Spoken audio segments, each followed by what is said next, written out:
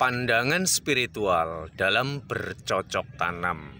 Sebaiknya jika ingin mendapatkan hasil yang lebih baik, di awal jangan dulu berpikir seberapa besar keuntungan yang akan didapatkan, tapi lebih mengedepankan pola pikir seberapa besar kemanfaatan yang akan diperoleh. Jika sudah mengingat kemanfaatan, maka rasa letih akan terbayarkan dengan rasa keikhlasan dan kebahagiaan, yang sehingga jika kita melakukan semua dengan kerelaan, maka mau tidak mau akan mencapai hasil yang lebih baik pula. Dan ada sebuah kabar gembira buat teman-teman yang tidak memiliki tegal, tidak memiliki kebun, juga sawah ataupun ladang ya. Kalian juga bisa berbudidaya menanam beragam jenis sayuran dan tidak kalah hasilnya dengan mereka yang menanam di hamparan luas seperti itu. Pada intinya, untuk menciptakan kesuburan dan hasil panen yang lebih baik, itu bukan terletak pada kebebasan ataupun keluasan di dalam menanam. Jadi media tanam kita ini asalkan akar bisa berkembang dengan sangat baik, kemudian memiliki kelebatan akar dan memiliki kerindangan daun, maka jika tanaman tersebut jenisnya berbuah, maka akan mendapatkan buah yang baik pula. Teman-teman juga bisa menanam dengan media galon seperti ini. Jangan lupa diberikan sirkulasi supaya nanti ketika ada kenaikan suhu panas pada media tanam, ini berfungsi sebagai penguapan. Dan manfaat daripada pelubangan ini adalah untuk mengatur air yang ditampungnya ketika turun hujan atau kita menyirami supaya nanti bisa keluar dari sini. Dan manfaat yang berikut supaya nanti air ini bisa menggenang. Maka dari itu sistem pelubangannya batas paling akhir ini dari 7 hingga 10 cm. Karena mengingat media tanam kita ini yang terbatas supaya terhindar dari kekeringan ataupun dehidrasi.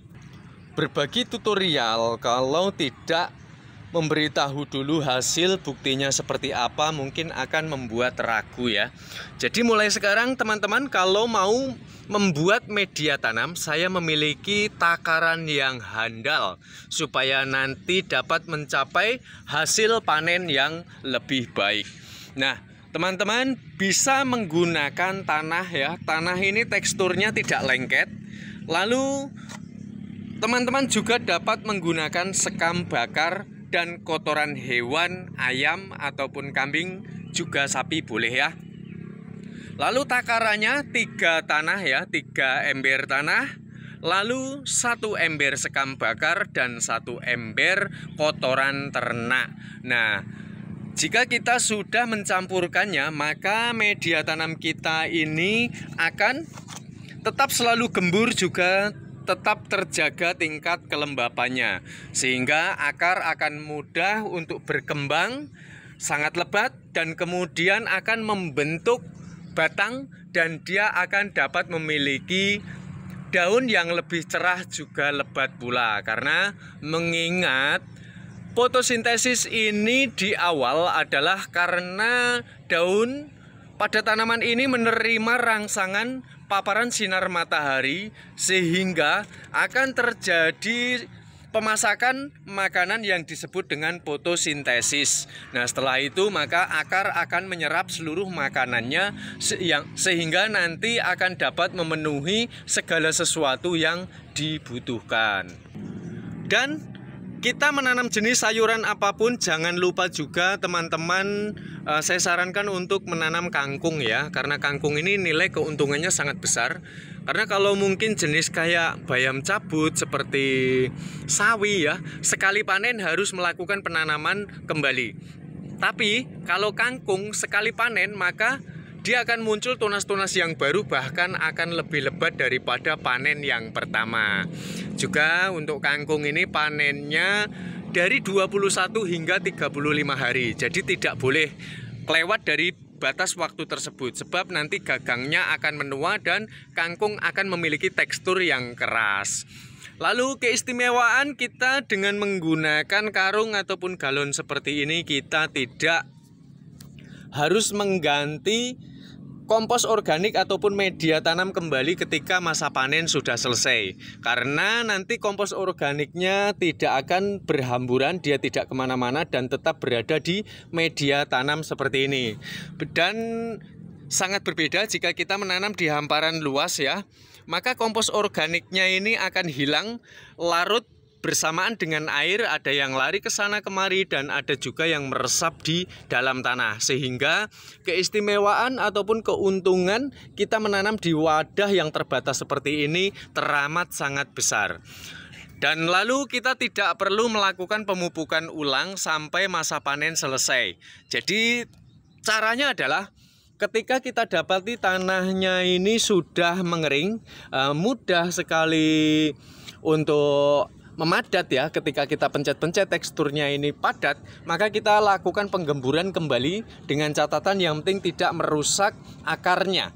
Nah, dengan hal tersebut maka dapat memancing unsur hara kembali sehingga tanaman akan berfokus terhadap kesuburannya kembali, karena bakteri baik nanti akan berkembang kembali sehingga nanti akan membantu faktor pembusukan sehingga menciptakan karbon dioksida, dan kemudian ketika diserap oleh tumbuhan maka tumbuhan tersebut akan dapat subur kembali.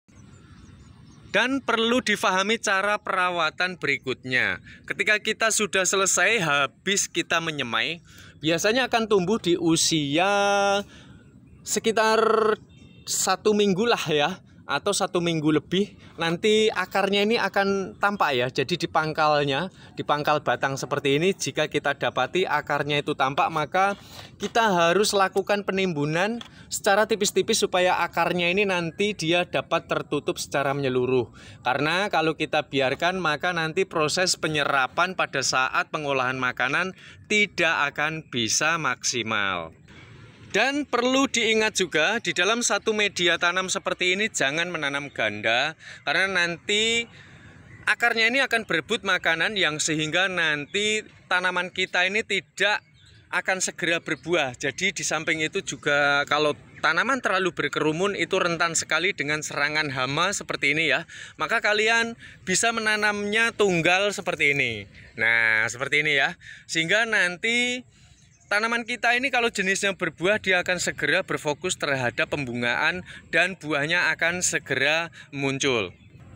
Satu buah rekomendasi dari saya, ketika kita dapati tanaman ini diserang oleh hama, jadi kita dapat menggunakan bahan alami, yaitu adalah dengan menggunakan air lada hitam. Karena lada hitam ini teramat sangat tidak disukai oleh hama, karena mengandung unsur panas juga pedas. Nah, selain dari itu kalian juga dapat mencampurkan jahe ya, boleh jahe merah ataupun jahe putih.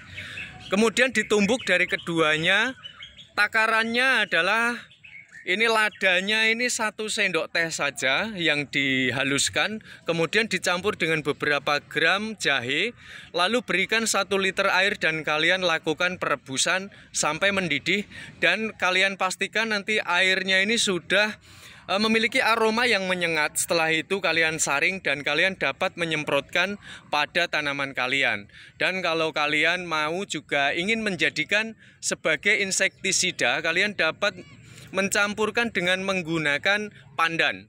Pandan disertakan dengan kedua bahan tersebut, kalian juga dapat menyemprotkan pada sekitar media tanam, sehingga nanti media tanam kalian itu tidak akan didekati oleh hama penyerang.